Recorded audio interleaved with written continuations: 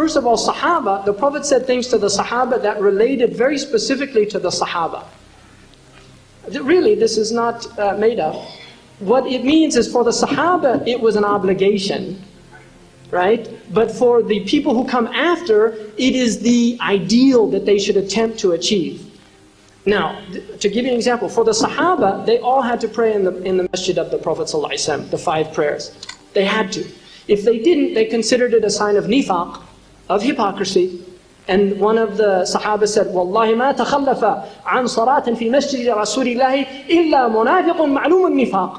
We never saw anybody that used to not go to the masjid of the Prophet and pray except he was a clear munafiq. Now, somebody here in Edmonton reads that hadith.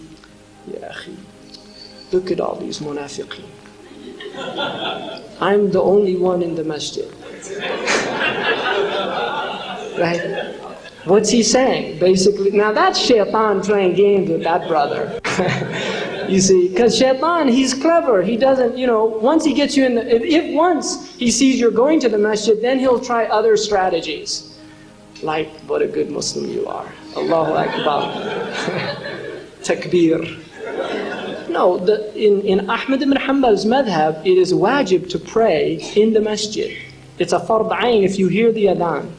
It's a fard ayn. And he considers that the prayer was invalid if you prayed it in your house without an excuse, udhrun shar'i, like a sickness or something like that.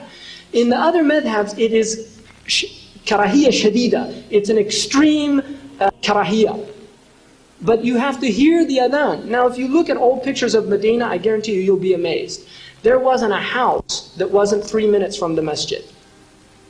There wasn't. Look at pictures. I've seen these pictures. There wasn't a house that wasn't 3 minutes from the masjid. Baqi', I met a man who lived in Medina for the last 70 years. He told me Baqi' used to be a long distance from Medina. Now it's literally right outside the masjid of the Prophet ﷺ. You go out a door and there's Baqi'. The masjid is bigger now than the original city. The masjid now is bigger than the original city. There's takalluf. People have takalluf and you have to appreciate. What I would say, you have Muslims living in a neighborhood, attempt, if you're not going to the masjid, attempt to pray together in the house. If it's too difficult to go to the masjid, obviously the best is to go to the masjid. So we have to be careful about putting hadith and applying those hadiths to people nowadays. Very dangerous. Because we'll all end up munafiqeen. I mean, my contention, if a sahabi came in to any masjid in the Muslim world today, he would probably say, what religion is this? And that's just the nature of how far we've come. But the Prophet said, you're in a time, if you hold to 1/10, if you leave 1/10, you're finished. To his Sahaba, 1/10. He said, there's a time on my ummah, if they hold to 1/10, they'll have najat. Now that 1/10 doesn't mean fard. It means the sunan, it means the mustahabbat, things like that. The fard, no, you don't pray one prayer every, 2 days or something like that, right? 1/10 or so. I just think it's really careful. And then the last comment about those two hadiths, there are hadiths that have maqam al-khawf or maqam al-qabd, and there's hadiths that have maqam al-raja or maqam al-bast. See, the Prophet ﷺ was giving hadiths in order to keep us balanced. If he gave all hadiths that were rahmah, because he's what? Bashiran wa nadiran. Bashiran wa nadiran. But what did he prefer? Bashiru wa la tunaffiru.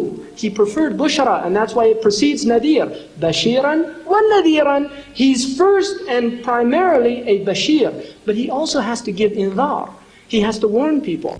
Because he can't simply just give bushra, because we'll all just yattakiru, like the Prophet said, when he said that hadith in one riwayah, should I tell the people, Ya Rasulullah? In other words, that if you say La ilaha illallah, you go to Jannah. He said, no, don't tell.